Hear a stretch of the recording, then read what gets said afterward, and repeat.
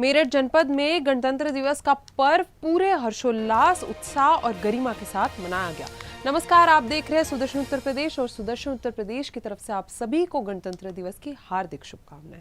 बताते चले, मेरठ जनपद में 77वां गणतंत्र दिवस बड़े ही हर्षोल्लास, उत्साह और गरिमा पूर्ण माहौल में मनाया गया। सुबह से ही शहर में देशभक्ति का वातावरण देखने को मिला। गणतंत्र दिवस के अवसर पर प्रभात फेरी गांधी आश्रम से प्रारंभ हुई, जो इंदिरा चौक, बुढ़ाना गेट होते हुए शहीद स्मारक पर जाकर संपन्न हुई। प्रभात फेरी में बड़ी संख्या में अधिकारी, कर्मचारी, छात्र छात्राएं और आम नागरिक शामिल हुए। पूरे मार्ग पर देशभक्ति नारे और गीतों की गूंज रही।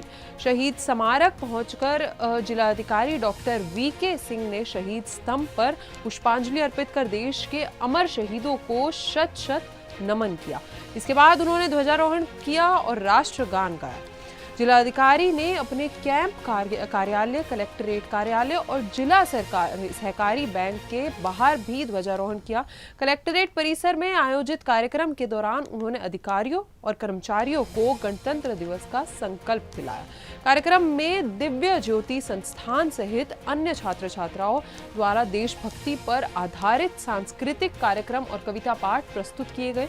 शहनाई वादक स्वर्गीय महेंद्र धानक के पुत्र पवन धानक द्वारा शहनाई वादन किया गया, जिससे पूरा परिसर देशभक्ति की धुनों से गूंज उठा और स्वर्गीय महेंद्र धानक को श्रद्धांजलि अर्पित की गई। जिलाधिकारी डॉक्टर वीके सिंह ने जनपदवासियों को गणतंत्र दिवस की शुभकामनाएं देते हुए कहा कि देश के वीर नायकों की कुर्बानी से हमें आजादी मिली है।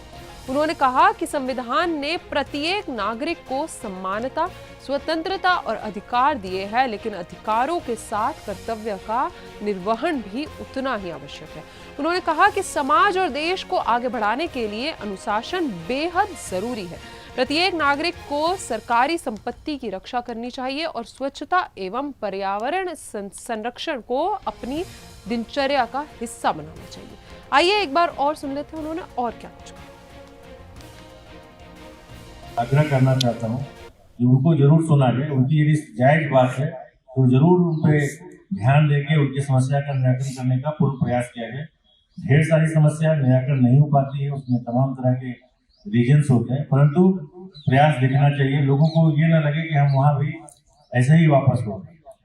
तो मेरा इस अवसर पर निवेदन है, जो हमारे भारतीय संविधान में यही व्यवस्था है।